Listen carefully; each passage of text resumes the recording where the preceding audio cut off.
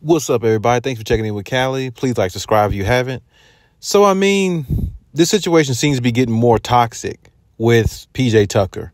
Now, and the reason why I say toxic is because the NBA has fined PJ Tucker $75,000 for his displeasure and his request and his disgust with the Clippers in regards to wanting to trade from the team. But when you think about that and the things that he said publicly, and now it's starting to seep into the locker room, because now we probably, if you haven't heard, but a few days ago, the report was out that they sent PJ Tucker home to be away from the team, but they also sent Bones Hyland home to be away from the team. So now, as I said once before in my previous videos talking about PJ Tucker, which you can go back and check it out, you don't want that locker room cancer. You don't want that locker room disruption. That just it can deter a lot of things. It can make people upset. It can make people feel uneasy, and it can really actually, turn this team into a different direction, and rather than the direction they're going, which is actually up. So, I mean, you definitely don't want that. And like I said, when I heard that Bones Hyland was sent home along with him,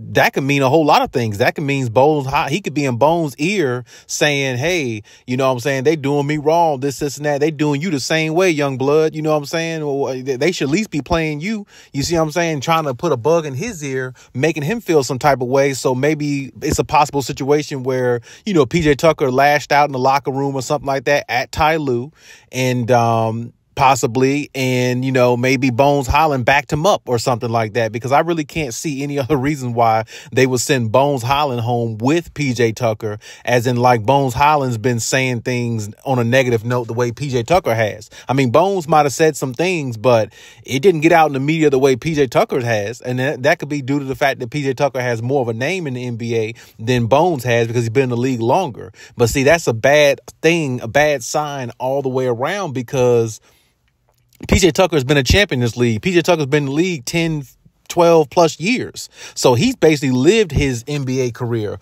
It's bad for Bones, really, because he just started his career. He hasn't really done anything in the NBA or been in it long enough to be one of them type of disgruntled type players to where, you're causing any type of rift, because you haven't even built a resume in the NBA yet. Now, this will be his second go round, because we heard some issues and rumblings in Denver, which is the reason why Denver got rid of him, or you basically let him go or traded him because of these type of acts. So if he's doing this a second go round with the Clippers, I mean, that could be a bad sign for Bones, you know what I'm saying? And like I said, I like Bones Hyland. I really do. And I honestly do not understand why he doesn't get no playing time, because, I mean, honestly, even though Terrence Mann, is the starter, I still think you could find a way to give Bones some minutes. I personally do, because, I mean, Bones gives the Clippers a little bit of a different dynamic, even though I understand what Ty Lue probably thinks of Bones.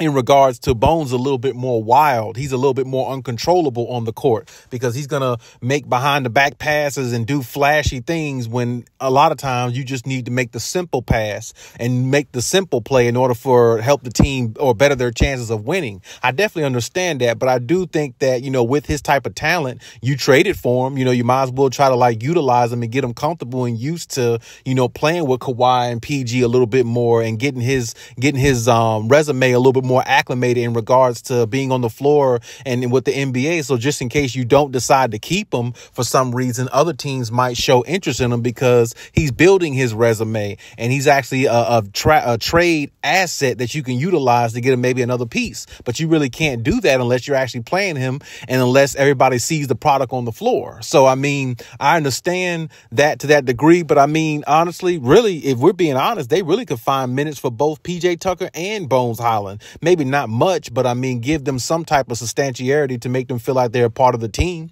instead of just shrinking it down to a 7-8 man rotation like we're in the playoffs. You see what I'm saying? And that's something that, Ty Lue can do, but he chooses not to, because the team is winning and the team is playing at a very high level since December 1st. They've been the best team in the league since December 1st last year, and they really haven't, stopped at all. So, I mean, I understand what Ty Lue is thinking in regards to that, but at the same time, this could be a bad thing, because when you look at somebody like Kawhi, he's out with a left abductor. Paul George has an injury that he's kind of sort of ailing playing through, and who knows who else on there has an injury they're playing through. Rather than put all these minutes on this 7-8 man rotation constantly every single night like that, loosen up some of the minutes for them. Throw in some of the other guys, throw in some of the other talent you have out there that'll prevent less possibility of Kawhi or PG getting injured or James Harden or Russell Westbrook. You see what I'm saying? That's the reason why you have this much talent. You know what I'm saying? Show some flexibility. It actually will make the team a lot better in regards to gelling, in regards to camaraderie, in regards to everybody being on the same page. You know what I'm saying? Because right now, the 7-8 man rotation, they're on the same page because, I mean, they're actually playing a lot consistently with each other, but everybody on the team doesn't actually feel that way. Apparently with PJ Tucker acting the way he is and lashing out, saying certain things from what I'm hearing, and now it seems like he's got certain teammates in the locker room on his side, apparently Bones Highland, maybe others. So it's like when you have that, it's almost like you don't want that separation in the locker room because it's only going to make things a lot more difficult, a lot more challenging going forward when the goal is to win a championship. And you can't have no excuses after this year, after this season, with 4 Hall of Famers on there. So, I mean, you got to make things as right as possible. And I know that Ty Lue can be very stubborn, and that stubbornness can, get the team into a world of trouble, because if you got somebody like PJ Tucker on your roster, he's going to voice his opinion because he's been in the league so long. He's won championships. He's been a key part of a team that's won a championship too, not just a player on the bench who collected a ring because he was a part of the roster. He's been one of those type of guys who actually helped the team win a championship. So, I mean, it's like with that in his mind and him knowing who he is and what he's been to this league and the years that he's put in, he's going to voice his opinion. So, I mean, my thing is, if you knew you weren't going to use him, if you knew you wasn't going to make room for him or something like that, trade him off. You should have traded him at trade deadline. You could have got some other piece back for him, maybe another big man, honestly, because when you think about the Denver Nuggets playing them in a 7-game series, the Timberwolves, adding more size to your team it's not gonna hurt. It really isn't, because that small ball, it can work if everybody's knocking down shots and if everybody's in place. But at the same time, it can also fail if the jump shot is not falling